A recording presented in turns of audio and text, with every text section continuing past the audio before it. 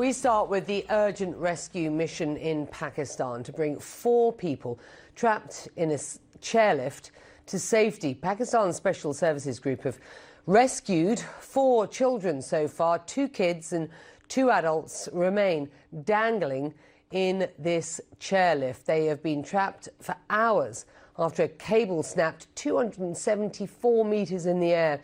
The children, ages 10 to 15, were on their way to school. Sophia Safi joins us now from Islamabad. And are we any closer at this point to rescuing those who are still trapped, Sophia?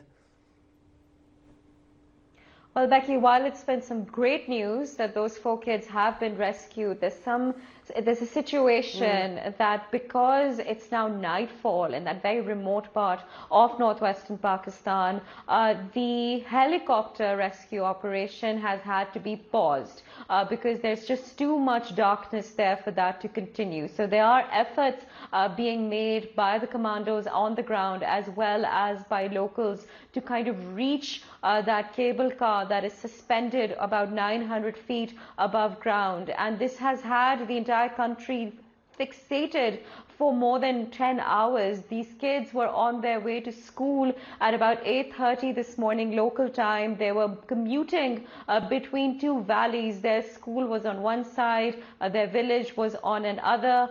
When this happened, one cable snapped. There were already issues regarding the rescue situation because of the fact that the heli's blades were causing winds, which were causing that one cable that was holding up that cable car aloft to move very frequently. So again, those children were nauseated. They dropped in, the commandos dropped in anti-nausea meds. We were told by one of the children speaking to local media from his phone that 2 of the children had vomited. Another 2 were in and out of consciousness. You have to realize this is a congested cage-like contraption which is suspended mid-air and constantly moving by the winds. So it's now completely nightfall in that area.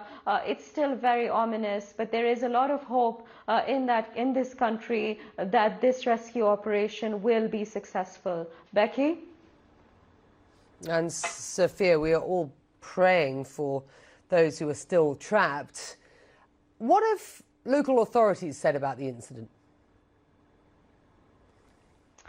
What we do know from people on the ground is that there is a lot of support for the commandos that are there on the ground. There are a lot of people who have gathered there. We are being told that, again, while the rescue operation by helicopter has stopped, they're trying to effort ropes. There's a lot of local knowledge there because this is a very difficult terrain and the locals know it best. So they are depending on local knowledge to ensure that they rescue them in the best way possible.